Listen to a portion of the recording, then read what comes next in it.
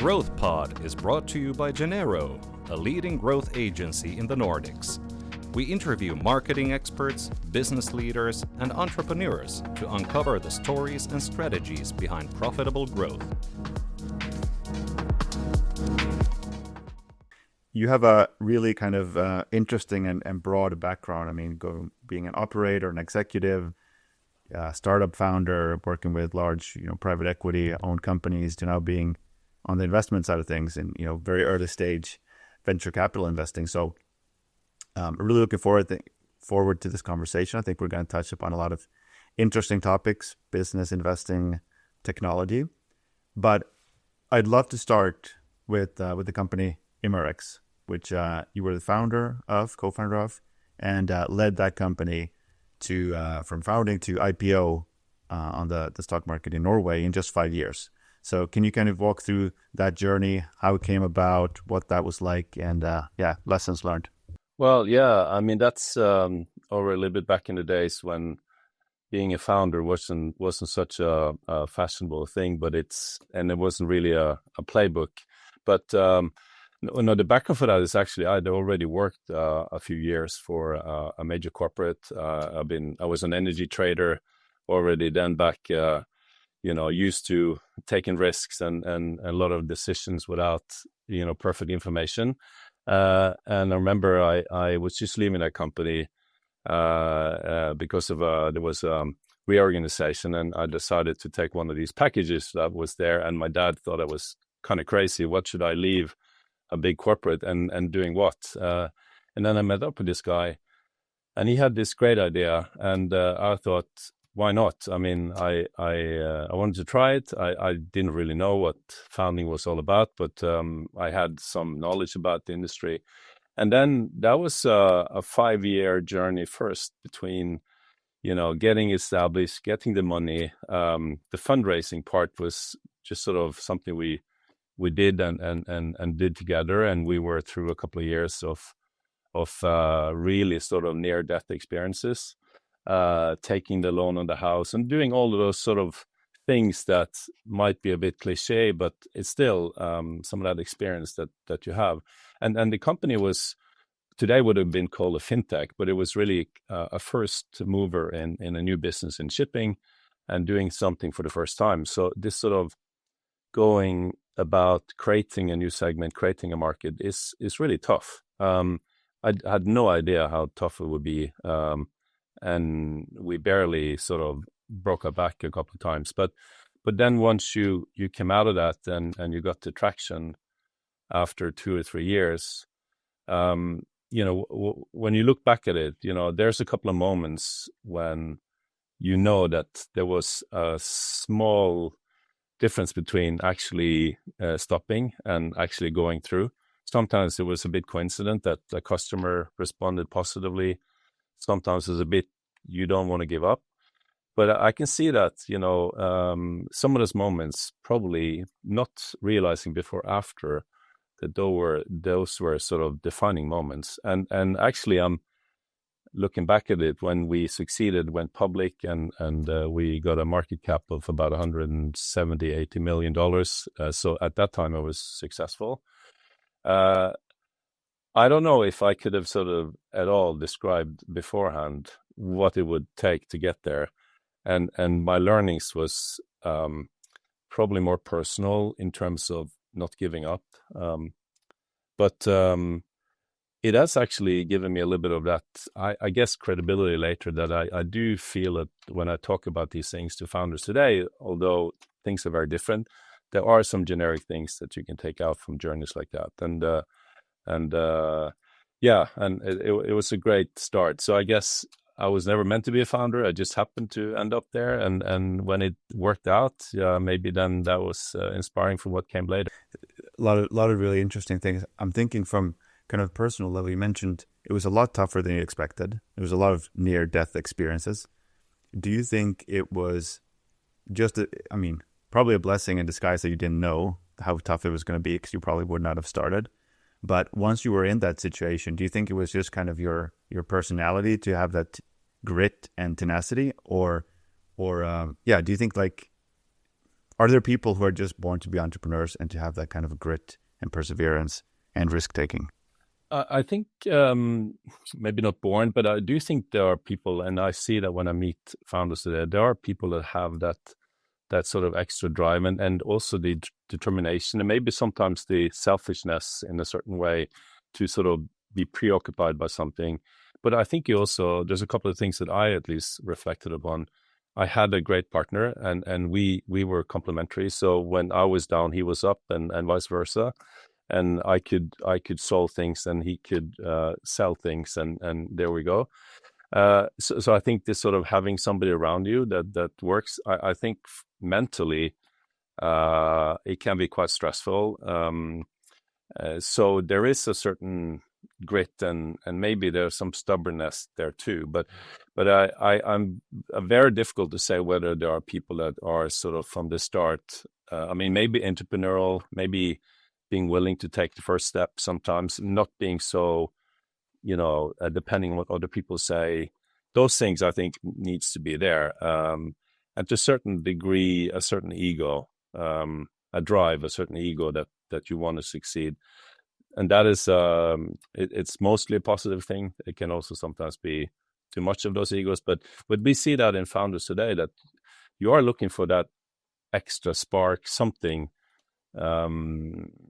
But at the end of the day, it's just a lot of hours.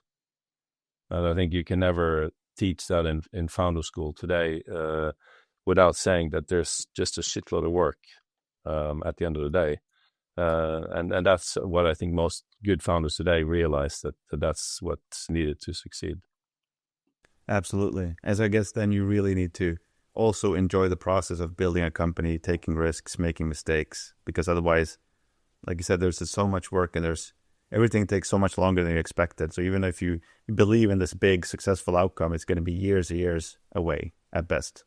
Yeah, for in most instances, and obviously you see some cases today where companies go from startup to $100 million in ARR in 2 years.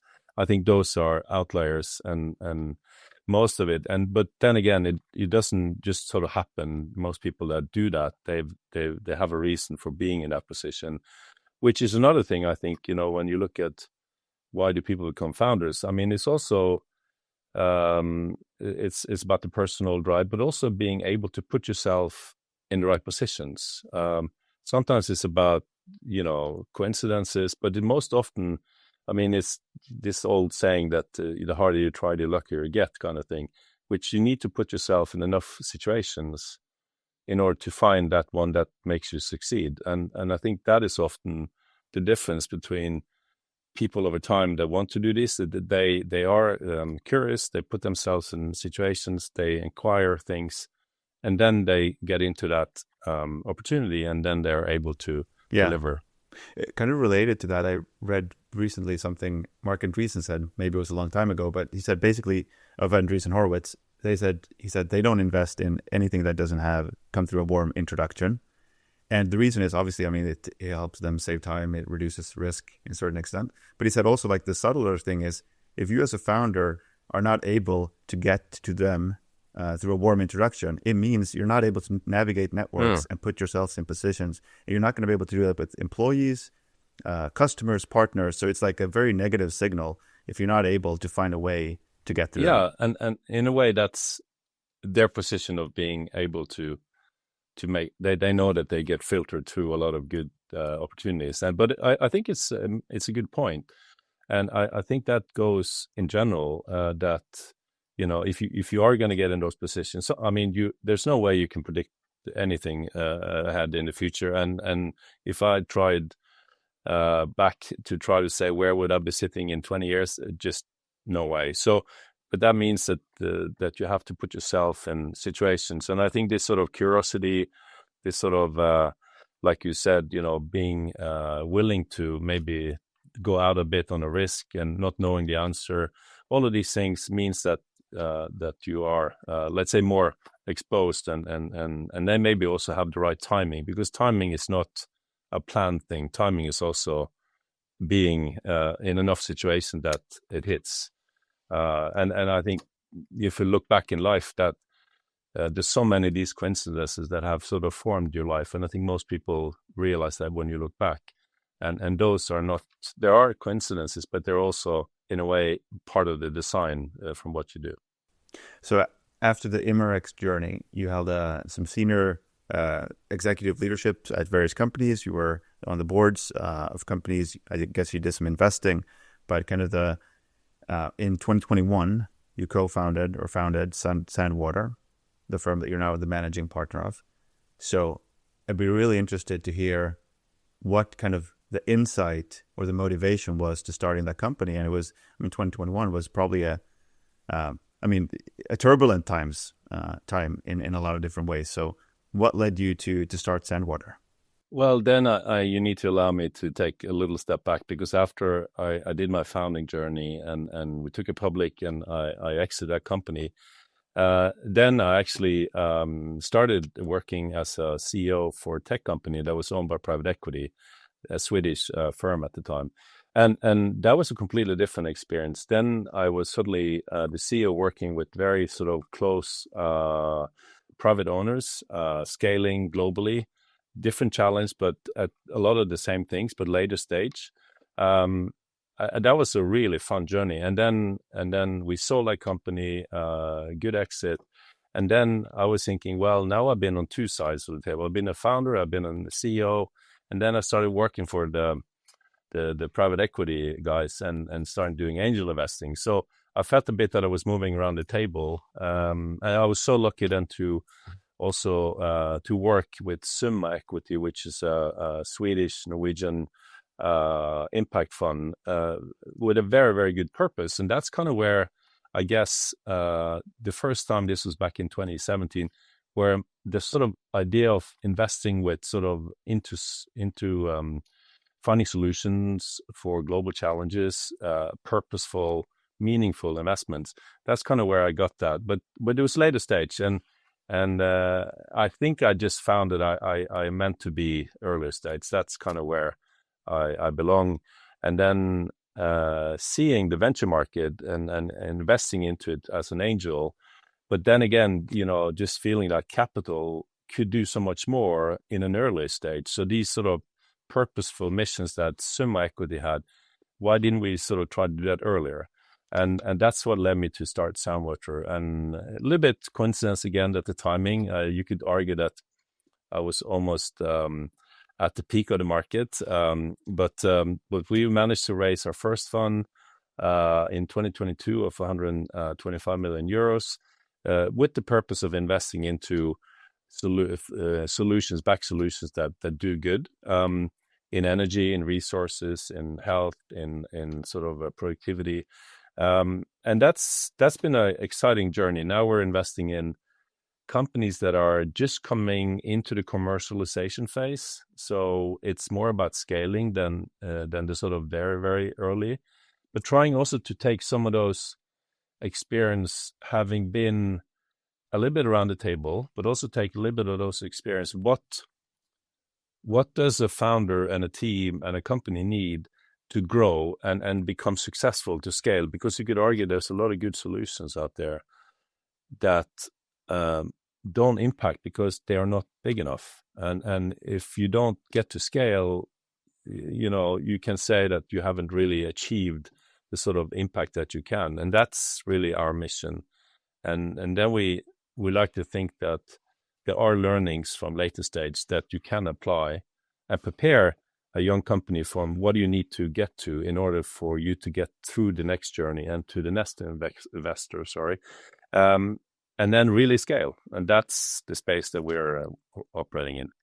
That's super exciting. And I'm guessing, 125 million euro first time VC fund is a very sizable fund in a Nordic context. At least here in Finland, I think the first time funds are typically much smaller than that. So congratulations. Yeah, well, and maybe I was just too old to not go for it right away, because I just felt that, I have so much time left and this is a good opportunity. So, but it's also from a serious side, I think also we felt that there is a spot in the Nordic market where capital, a little bit larger capital checks and supporting sort of deep tech hardware software combo companies that require sometimes a bit more capital, and also being able to scale. I think we found that there was an opportunity there. There's a little bit of a white space, I would say, across the Nordics that there should be more capital available for those stages. There's a lot of capital available for earlier. I think also generally for software. I think the hardware software combos, the little bit more sort of science-based cases, that is a market where I think there are opportunities for slightly larger funds in the venture space, and I guess that's the area we're trying to cover. Okay.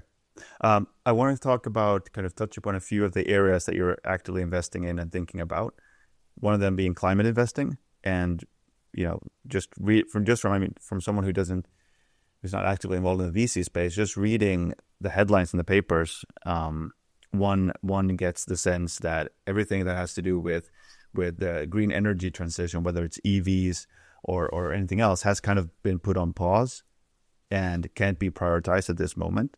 So what's your perspective? I'm thinking especially, it's so interesting because of your energy trading background, and you're working with these PE companies and thinking about seeing kind of the big scale, the maturity of the side of things, and then also now being focused on the very small but very innovative. So I'd love to hear your perspectives on climate investing and kind of its future. I guess everyone agrees that yes, long term, we're going to transition to renewables, but like, what does the next couple of years look like? Well, I think, take a step back. I think in venture, it has always been challenging with some of these larger energy plays because they require, in a certain transition, quite a lot of capital. So I think and also we've seen, to be honest, in the last 3 or 4 years, that a lot of these sort of green plays have not succeeded. There was a lot of companies coming to market, even the public markets, and they've been disappointments. I think maybe because underestimating some of the challenges to go from a pilot to a first plant and then to scale. So it's typically not the easiest venture capital play. And also, it's no doubt that the political headlines, probably rightfully so in some areas, but also a lot from our friends in the West, our big brother in the West, that they have sort of kind of put a big reversal from the policies of the previous administration. So from the sort of top headlines, it looks pretty bleak. But if you go under the surface, I was just in New York 2 weeks ago on something called New York Climate Week that brings together a lot of the world's investors within the sort of areas of climate positive things. I think you go back there and you say, wow, there's still a lot of capital moving in this space. There's still a lot of solutions. And the reason is that maybe the narrative on the sort of climate investing has changed a bit. People are wrapping it up a little bit differently, but the same solutions is required. If you look at the big AI drive right now, if you start thinking about how much energy that needs to be produced in order to supply the AI computing power, it is massive. It is almost scary how big it is. There's so many of these data centers that has to be open every week. And most of it will have to come currently from fossil fueled sort of sources, but we all need to get sort of these sort of renewable energy sources in. If not, then it will drive up the energy prices for the consumers. And already in certain areas, you can see that the energy drive for AI has led local communities in the US to start resisting. So of course, we need to come up with something new. So we can't rely on fossil fuel. So I think that means more optimization of the grids and a more sort of localized wind and solar combined with storage solutions. It is definitely within the nuclear fission and fusion. There's a great company here in Sweden called Blykalla, which is sort of seen as most of the most promising sort of nuclear companies that eventually would end up hopefully supplying data centers and others with localized, nuclear module or sort of a modular solution. So there's so much to invest in. so you can't have both. If you want to drive forward the world, all the AI and all that, you need to create the energy sources. So I think there's a lot of opportunities there. And I got really sort of, I came back to the office and said, guys, I mean, wow, if we just really think about what opportunities these are. And also, I think also when you add the political dimension around, for instance, in Europe, now we're talking much more autonomy. People want to have their localized energy. So it's not imported energy, but localized. What does that mean? Well, we need to build it around resources that we have here. That is using anything from organic waste, converting into energy, to, like I just touched on, the nuclear, but also making sure that the energy systems can provide autonomous solutions also for industries here. So I think this is an opportunity. That is great also for VCs. We just need to find the model that we can support from a sort of a capital point of view, and that is maybe the challenge that some of the venture businesses going through, how to maneuver with getting those great solutions up and forward. At the same time, how do we finance it? And maybe this is where we need a smarter mix between private capital, public capital, and other kinds of capital sources to make this happen. Yeah, because I'm guessing it seems like there could maybe be a rollback of some of the public kind of incentives and subsidies, and depending on how things develop. There's a graph that I've seen a few times which shows kind of, I think, electricity production in the U.S. compared to China, and China just completely eclipsing the U.S. in the last decade or so. And the message being like, if the U.S. is going to be the leader in AI, they need to massively ramp up production. I haven't seen those stats for Europe, but so you're kind of saying you're confident that we can meet these energy needs that are required by focusing or doubling down on innovation across, Well, my point is that I do think it's going to be a challenge because, my point is that the political headlines, they don't match up with reality, and I think reality will sort of win, because I mean gravity works always in the end. So you can sort of say we're not going to do renewables like the administration is saying, but when the equation doesn't add up, gravity will work, because once the U.S. Consumer gets high energy prices because they don't want to invest in renewables, then you have to invest in renewables. So that's my point. I'm more optimistic on the reality side than listening to all the politics. That's why I think when you look beyond the narrative, there's a lot of things that needs to happen. Making all those solutions profitable and scalable is still going to be a big challenge. And the jury is still out how this equation will end up because of the huge demand of AI that just a few years ago wasn't really that visible. And now everybody's sort of, you can see tech companies becoming, I think tech companies like the big ones, they will become energy companies because they need to have their energy secured in order to drive forward their tech agenda. So there are going to be some big shifts in this market, but at the end of the day, there's a lot of capital coming, and then I do believe that there will be sort of a need, but also funding for some of these new solutions. Okay, got it. Well, that sounds very comforting, because like if the economic reality is what it is, then that's gonna, I mean, then like you said, narrative of politics will kind of have to yield to that at some point. Another area that you're investing in and actively think about is robotics. So can you please talk about that? And my kind of most interesting, or the thing I find most interesting about that space is the question of like, when are we going to see robots really redefining our, like, we're going to see, we see some of these Starship robots that are delivering. There's all kinds of cool demos, some demos that are pretty scary. Yeah. But like, how close are we to like seeing AI and autonomous robots like really kind of having an impact? A background, we have invested in one of these companies, and we've been following their journey for the last 3 years. It's a company called 1X, and they actually come from Norway. So this is one of the things that Norway can be proud of outside oil and gas and all these other things. But the point is, I think the founder there, Bernd, he's an amazing guy, but he is also quite realistic. Because the robots now are ready, they will be launched in, and there are several companies doing the same thing. They will basically be launched in people's houses in 2026 in the US. So, but they will be first generation. They will do things that looks very impressive, autonomous things. But of course, they will still be, it's like self-driving cars. It took some years before they actually work 100% on their own. And he's saying that will still be the case. And the reason is that these robots are physically capable of doing a lot of things.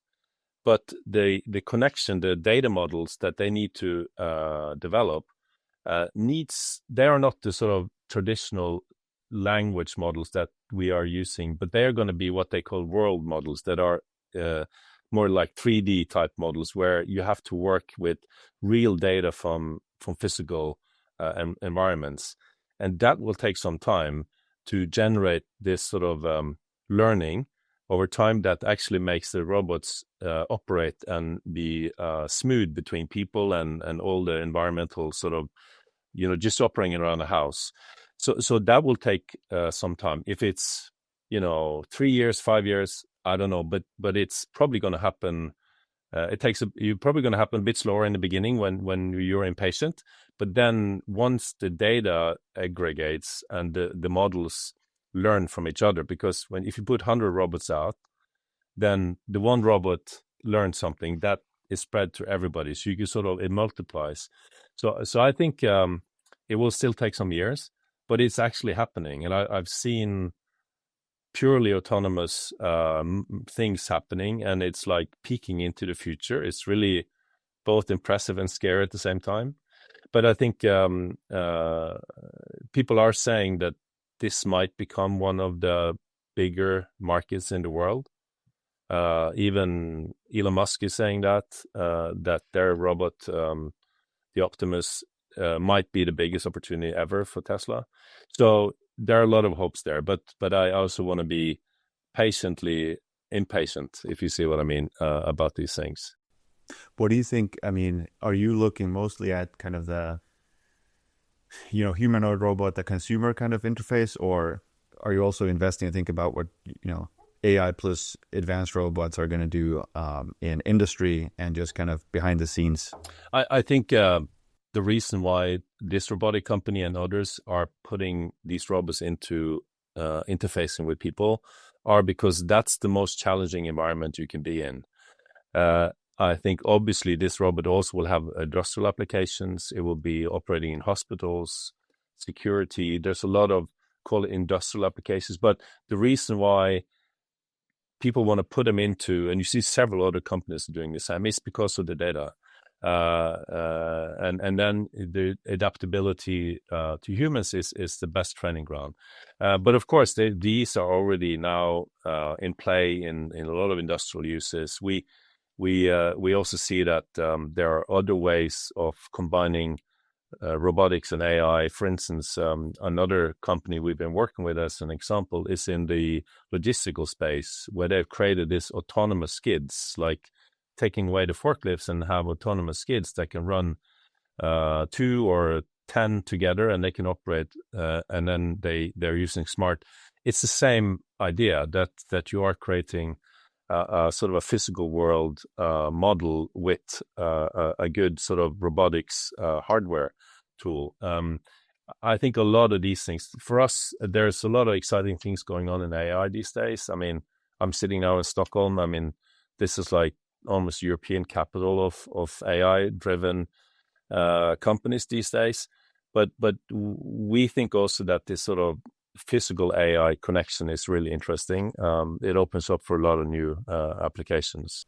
It's going on a little bit of a tangent, but given the demographic challenges that we have in the West or in any kind of developed country, do you think that like robotics are going to have a huge be a huge factor in that? I mean, you mentioned in hospital work and care and so forth. Like, are we potentially that close to seeing those kind of rolled out and helping us Yeah. helping us from like this slow moving disaster that everyone can see coming. You can take this in two ways, because there could be some that are saying, "Oh, are we now replacing? Are we not taking a lot of jobs away from people?" And I'm sure that will happen in certain areas. I mean, again, if you go to San Francisco, it's equally easy now to order a Waymo, which is the self-driving car, on the same app as the Uber. And actually, the Waymo is safer, statistically much safer, and it's the same service, and it costs about the same. So then you can argue, why should you choose an Uber if you can do a safer car, and you're alone in your car, you can play your own music, right? So, but it will take some jobs away, but it will open up for others, and it will also address certain labor shortages that you will see just in the Scandinavian countries. It's predicted that the labor shortage within certain, let's say, health and other areas are going to be massive the next. So you could also argue that it addresses some of those societal challenges. But I do think also we need to think about the robotics, and since we are on the topic of humanoids, I think this will open up for it's like a new interface. It's like when internet came and then the iPhone came. I think when everybody saw the first iPhone, we were thinking, oh, what a great, you can scroll and you can take pictures.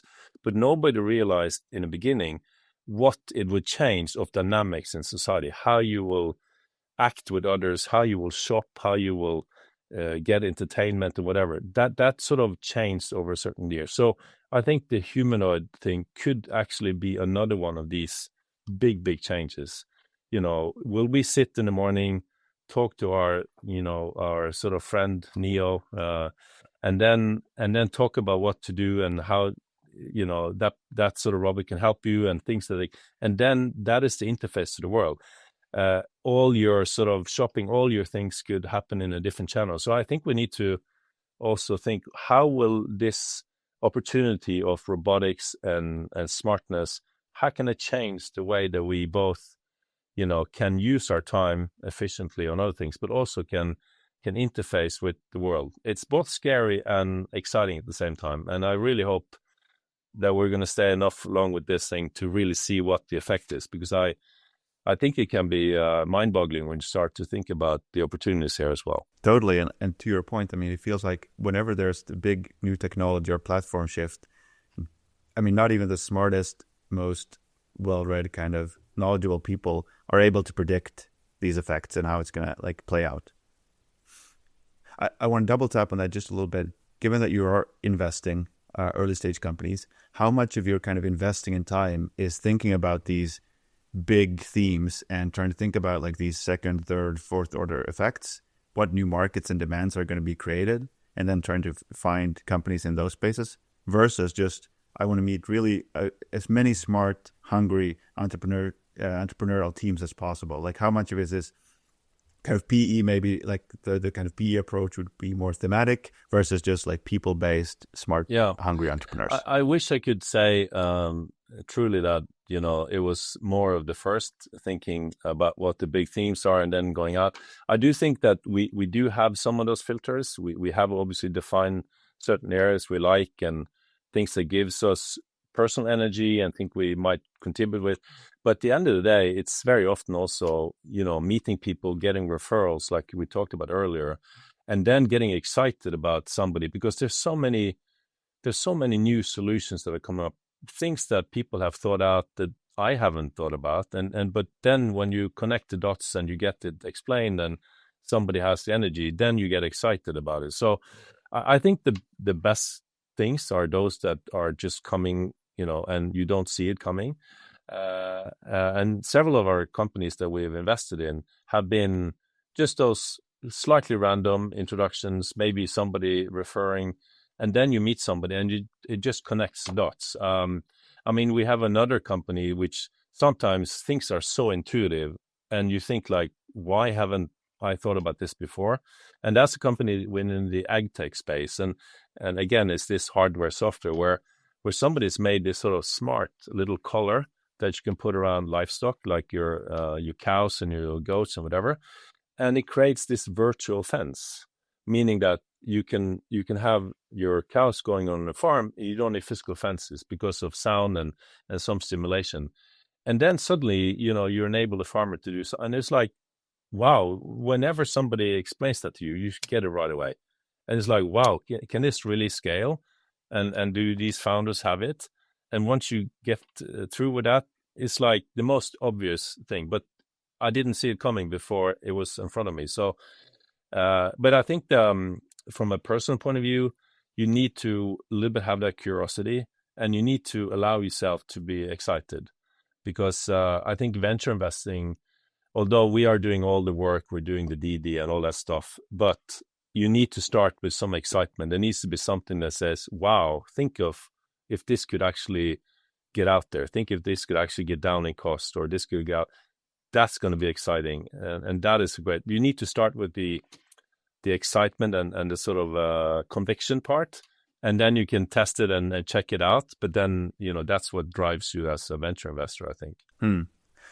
Was there a shift in your experience going from PE, where maybe the focus is more on what can go wrong, making sure your downside is limited and identified, to now VC, where, to your point, like you have to be asking what could go right? Because obviously, new company, I mean, there's so many things, there's so many reasons why it could fail.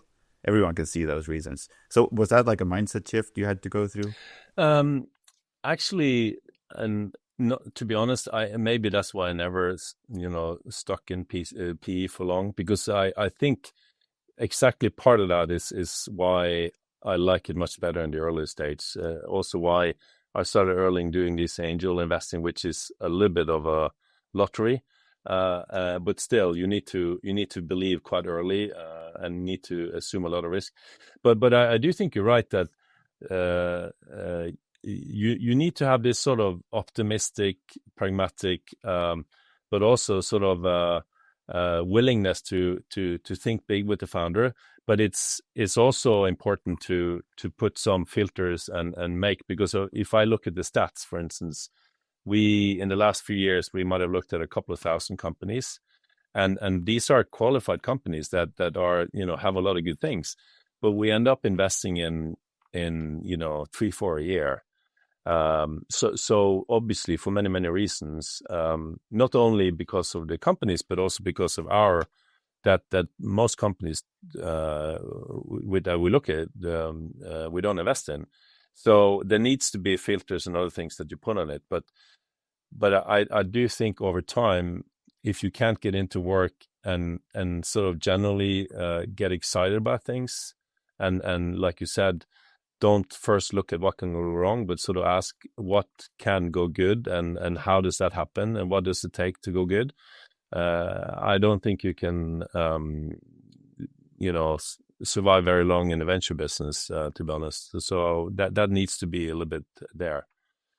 And then again, the other thing is that the founder that you're talking to needs to be excited about what you're saying and how you can help, because this is kind of like in marriage, right? I mean, it's a long-term relationship, and you need to sort of find out how you can work together over time. So it needs to be some connection there that brings energy to the whole relationship. For sure. I guess the energy test of, like, after you've met a person, do you have more or less energy after the meeting? Exactly. I need to have Exactly. Yeah. Third kind of big theme that I'm guessing, or I know you're thinking about, is Europe, and obviously, in an early stage kind of venture innovation startup context, but maybe also more broadly, like the role of Europe. And I'll just set you up with this.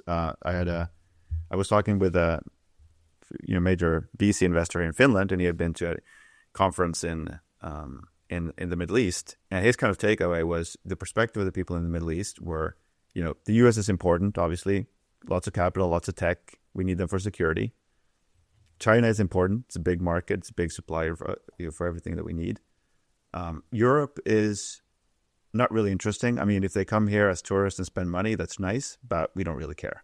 So there is, if you're consuming content, there is definitely this narrative that Europe is uninvestable. And you look at the companies, the biggest market cap companies in European countries, it's typically old companies. In France, you have the luxury companies, and you have some big industrial companies in Germany.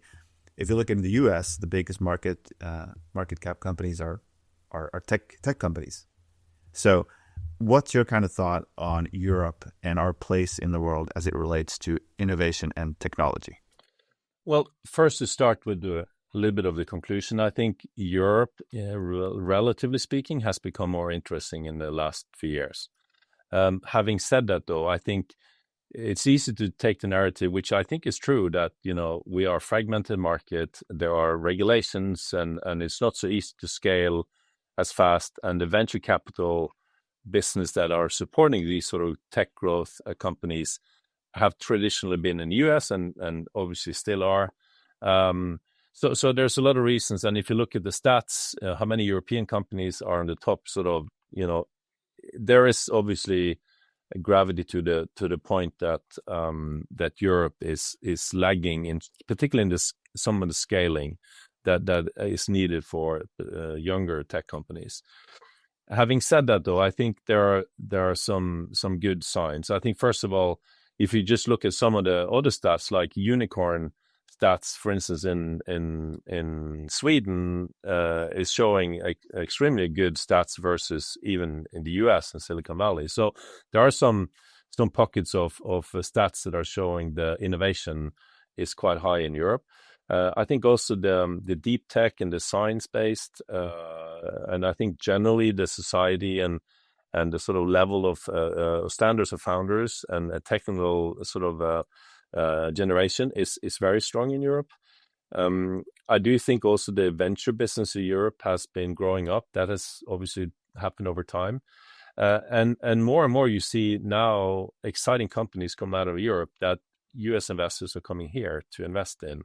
And also the latest, maybe the last few years, where Europe more and more needs to take care of themselves, and there's a drive into more autonomy, and we want to develop things here and resilience around all kinds of solutions, including defense and energy system and what have you. I think also it's become relatively more interesting to invest here.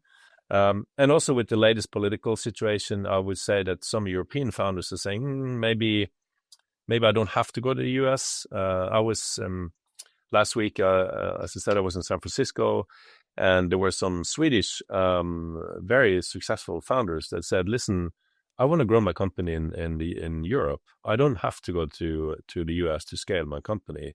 And they've been getting US investors in their cap stack. So my point is that I do think there are signs that Europe, relatively speaking, is more attractive. You can never take out the fact that the US is one market, the more capital strong. So that will always be there. But I think on a relative basis, so I'm actually quite happy that I'm European based, investing in Northern Europe these days, because I do feel that there is actually a little bit of a shift in a positive way. So again, I take the positive spin on Europe. That's really good to hear as a European, and I think especially interesting, maybe both the big kind of macro trends around like resilience, like you said, can influence the culture, probably, and probably also like we have digital tools that now make it possible, or even more possible, even easier to run these companies, global companies, out of Europe. Yeah, and you can also argue that. I mean, listen, today a founder can come in and drive up a company, and with the access and the outreach that is as possible today, you can sit in Stockholm or in Norway, and you can reach out to investors all around the world directly. And also to customers. So I think the global access is there. So I think the opportunities for new founders today to really scale a company, if it is in Europe or if they want to go to the US or other markets, has never been better. So technology supports it. The transparency in society supports it. So from a sort of a coming up with a great idea, with the grit and all the things that we discussed earlier, the capital markets are available for you if you're successful, and the reach is endless. So from that perspective, it's you can develop a company in Europe and then decide if it's better for you to scale it in Europe or in the US, depending on what the opportunity is for you. Yeah, that makes sense. What are your thoughts on the Norwegian startup scene? Because that's something that of the Nordic countries, it feels like Norway is the biggest kind of blank for me. I don't really know a lot what's going on. So well, what are your thoughts and what are you excited about? Yeah, I think Norway has a lot of some of the same things actually as Finland, if I think about it, because there is quite a good strong tech base in Norway. We've obviously been very successful in very complex industries before, in the sort of fisheries and all ocean based, but also in oil and gas, which has built a strong culture of both entrepreneurship, innovation, but also deep tech stuff. Having said that, though, we haven't been so successful as, for instance, the Swedes in developing these new global tech companies. I do think that Norway, Denmark, Finland probably are roughly plus minus on the same scale. More venture capital coming, more successful founders coming.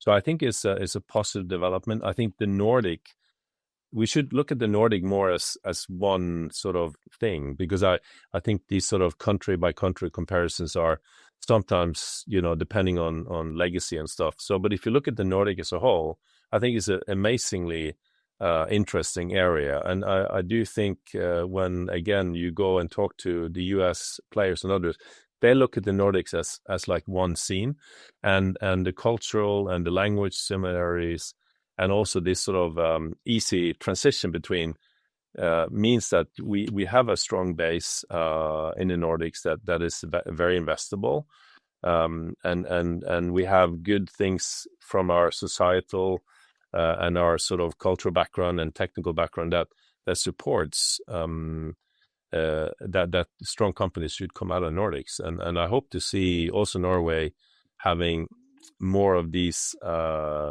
unicorn successful founders that leads to examples that means that the next generation of founders believe is possible.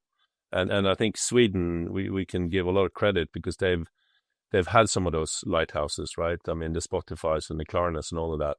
And that has sort of led to a sort of a culture of sort of believing it's possible, and also support around it, which I think is great. Absolutely. That's actually really, really exciting to see. I want to talk about a little bit of, the kind of day-to-day work that you do as a venture capitalist. You mentioned that you've looked at so far, thousands of companies invested in 3 to 4 per year. So I'm guessing that, 1 to 2% or something of all the companies you look at, you end up investing. And you mentioned these are qualified companies. It's not just random people, random teams. So what is it that makes you get excited, and what does it take for a team to get a yes out of you? Yeah, 1 to 2% of the teams that do any patterns or. Well, I do think there are some of these core things that I guess everybody's looking for. I mean, you want to sort of get an idea of what is the drive behind this company, and obviously the founder, the team, but also we call it the rig. I mean, what is around this company? Have they been able to attract good teammates? Have they gotten partners that are? I mean, what's the sort of the ecosystem they've been building already? I mean, and remember that we don't invest in companies straight out of the idea. We do invest when they've come a little bit of a way. So there's some traction around them. Obviously, the idea needs to be compelling, good enough.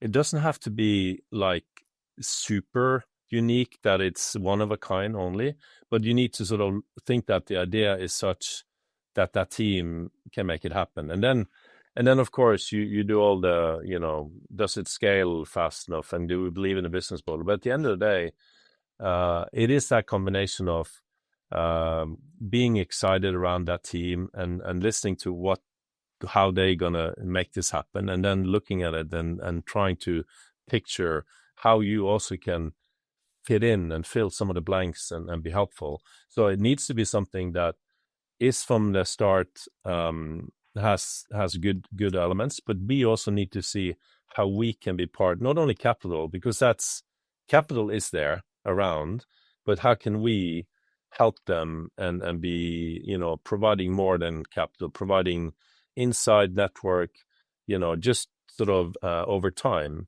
that actually, and last thing I want to say, which maybe is a little bit selfish, but I want to personally also, and with the team, I want to have kind of get energy, have fun doing it, because I don't want to work with people or situations or anything else that doesn't excite me, if that makes sense. And obviously it has to be the other way around. So my advice to founders will always be that make sure that you do the right diligence on who you end up with. Make sure that you think through how you can grow with these investors, and also that you, in a way, get energy and like the people that you're going to work with, because they're going to be around you for a long time.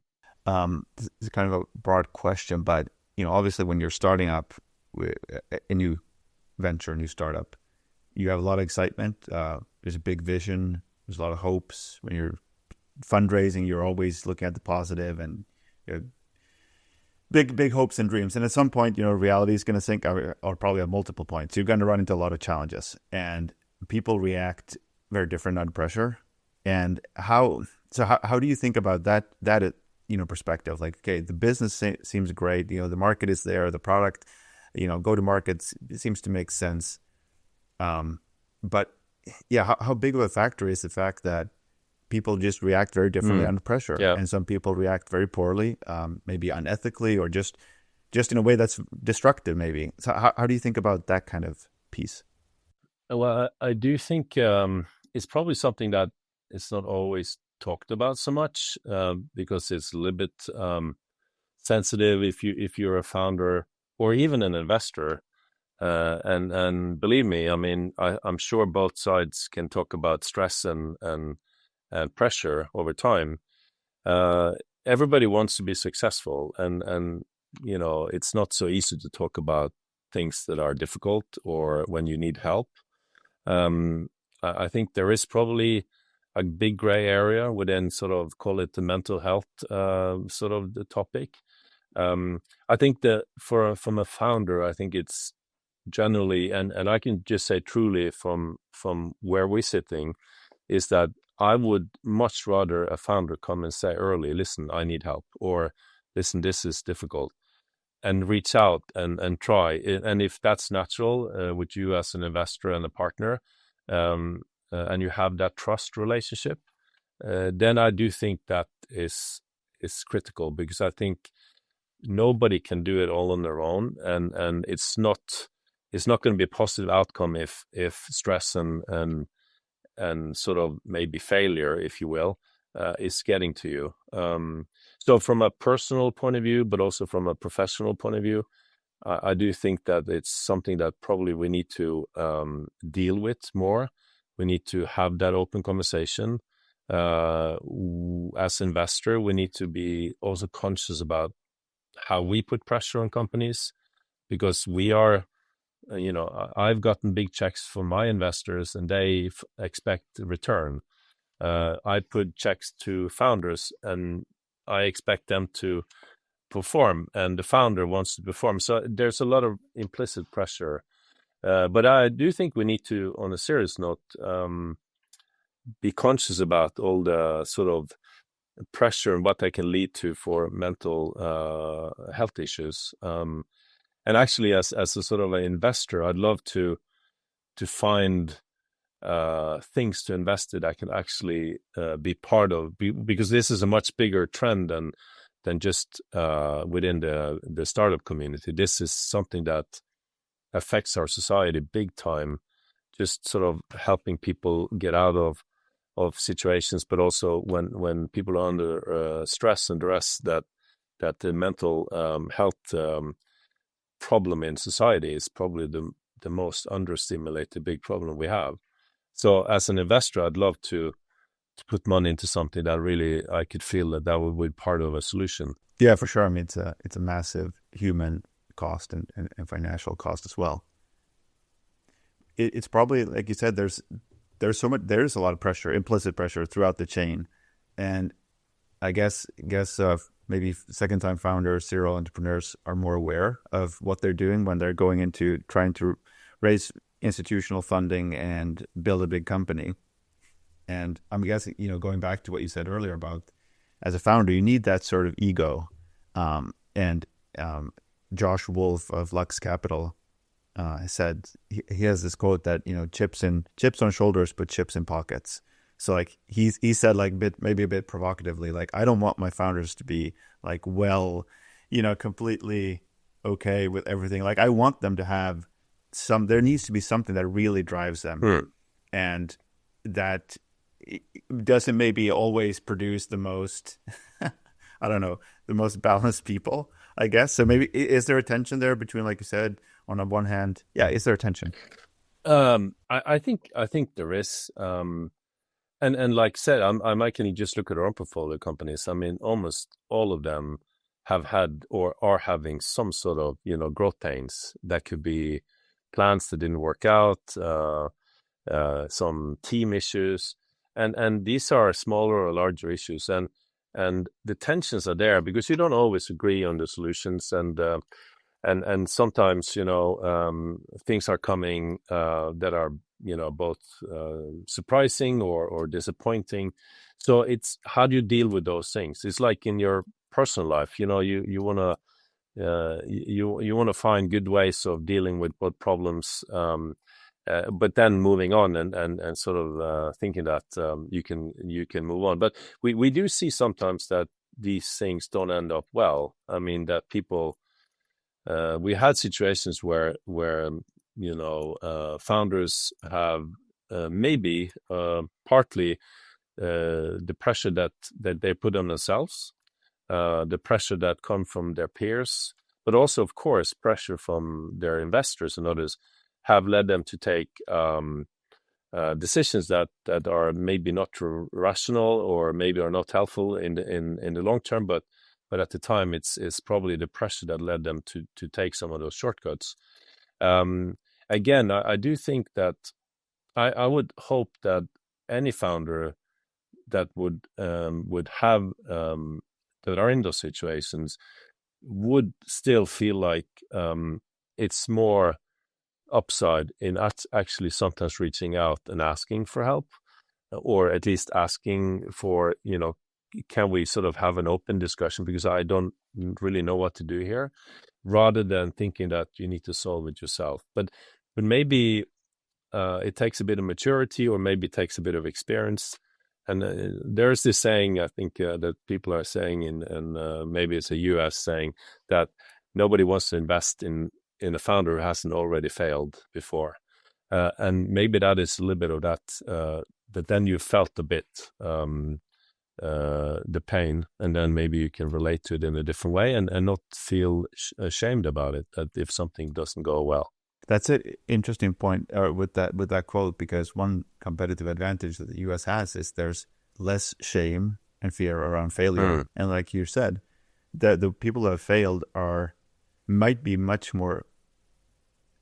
better equipped to take on a new startup than one who hasn't. And they may, at least, I mean, I'm not sure how it's in the venture space, but in every other type of business, if you've had a bankruptcy or something, the banks, everything, it's just, everything is so much more difficult. So I feel like do you feel like that's something that we maybe would need to change our attitudes around?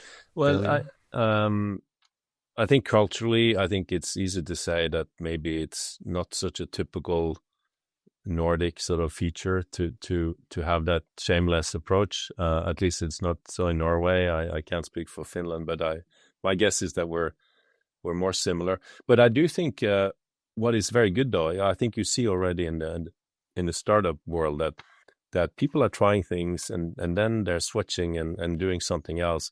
I think that is part of building that impression that, listen, it's okay to try things, and if people invest in you, they take their own decision. So you're not fooling anybody. You're just trying to do the best you can, and you have an idea. And then we see more and more of these serial founders that are trying something, they work for a while, and they say, listen, it didn't work out, I'm trying something new. And they are maybe then even more attractive in the second round if you think about it. So I do think the whole startup innovation space is probably an area where this sort of this feature or this bug, maybe we call it a bug, is more likely to go away over time than in other places of society where it still feels like you shouldn't sort of stick out too much, and if you are failing, then that's your own fault in a way. But so again, I'd like that to be the outcome here, and I do think that a lot of young founders are carrying that attitude now, and I think that's great. Tom, you're a very busy man, so I'm not going to keep you for much longer. I just want to kind of wrap up with one question here, and it's a broad question, so you can answer it however you like. But you've had, in a lot of ways, a very successful career. It's a lot still ahead. The best is yet to come. We like to hope, but lots of successes in various different fields. You've seen a lot of success from others. You've seen high performance teams. You've seen probably a lot of failures and pressure and mistakes and shortcuts and everything. So if someone who is thinking about starting a startup or maybe is running a startup, what would be kind of, do you have any general advice that you would have liked to receive maybe when you were first starting Immerex and going on that intense journey of near-death experiences and pressure and hopes and dreams and fears and everything? That's really a tough last question, but I think, I'll just sort of go on a high note saying, I mean, if you have this sort of dream and idea and this drive, I mean, I would say go for it. First of all, I think particularly if you're sort of trying things out, I mean, life is long. I mean, you can try things, you can make it happen. If it doesn't work, like we just talked about. So I would say follow your dreams and go for it. I would encourage my kids to try to find something that they really feel passionate about. And if this idea of becoming a founder or being an entrepreneur is something you feel really passionate about, I would say, but then again, that's the one part. But then I would sort of say, at least try to talk to people around you that might have had some experience with it, or might have done some of those failures, or could have something that, and be open for input. Because I think that's probably where, at least when I talk to founders, I'd love it if they have their own drive, they need to come in with some really drive for something, but they also need to have an open, curious mind and wanting to learn. So if you're only going and you're set and you only want to do it in your own way, then I'm less impressed. But if you are also able to combine that energy and that dream with curiosity and being willing to learn and hear what other people are at least giving as input, then I think that's the best combination. So maybe I'll leave it at those two, because otherwise it will feel like I know the recipe, and I don't. But I can at least say that those two are pretty generic. Yeah, that's really, really good. Tom, thank you so much for coming on, taking time to come on the show and talk. I think it's really admirable what you and the team are doing. And I know that, starting a startup is really difficult, and the startup founders are the heroes and they get a lot of praise, which they deservedly so. But I also know that, putting together fundraising, putting together a fund, executing that strategy, a lot of pressure, a lot of work. So it's a lot of, it's very difficult. So I respect the work that you're doing. And I like the fact that it's good for the Nordics, it's good for Europe. So I really wish you all the best of luck, and hope you succeed with your startups and investments. Hope there's new funds coming down the line, and lots of kind of exciting technologies being built in the Nordics or Northern Europe. That would be That would be really awesome. Well, thanks a lot for having me on and for talking about these things and sharing our passion. So yeah, great to be here. Thanks a lot. Thank you for listening. You can find all episodes of The Growth Pod on Spotify, YouTube, and Apple Podcasts.